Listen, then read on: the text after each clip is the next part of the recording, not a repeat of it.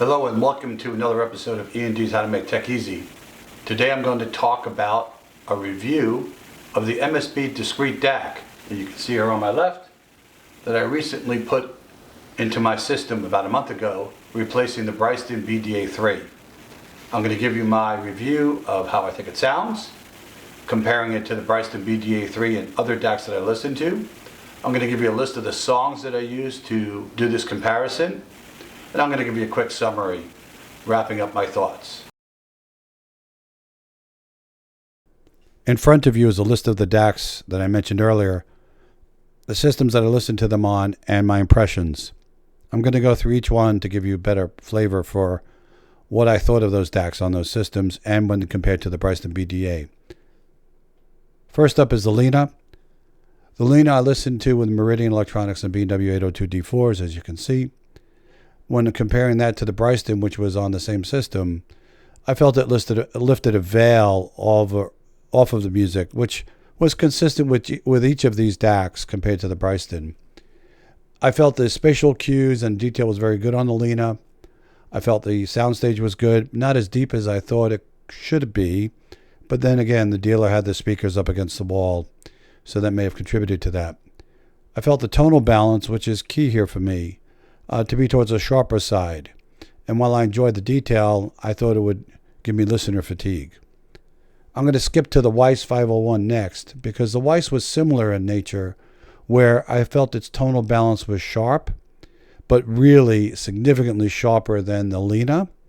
And I felt that would basically give me the same listener fatigue over a period of time, and especially with not so good or bad recordings, probably be unlistenable. Going back to the Bartok was on a different system than the Lena and the Weiss, but I compared to the Bartok to the Bryston again, and I also compared the Bartok to the MSB reference, which they had on the same system.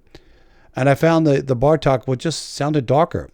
I didn't care for the sound coming out of the Bartok for whatever reason, compared to the MSB reference that I heard on the same system, and it was night and day. The reference just sounded heads and tails better to me than the Bartok.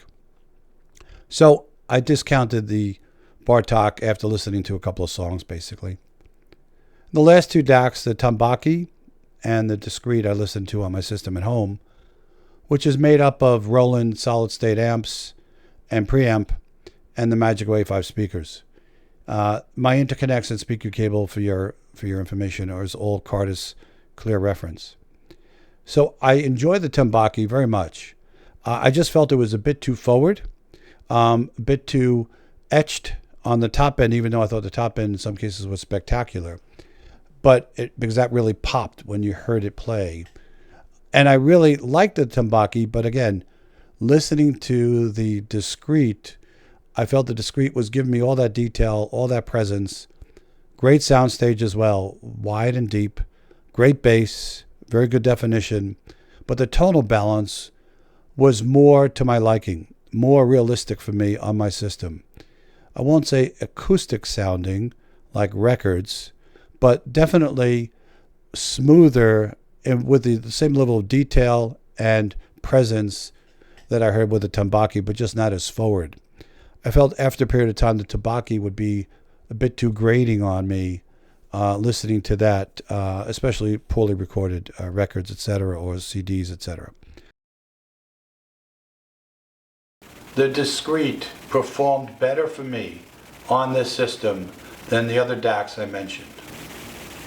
So thank you everyone for listening. I hope you found this informative. Please leave comments below. And if you like the video, please give me a thumbs up on the like. And if you like the content from my channel, please subscribe as well. Thank you for your time.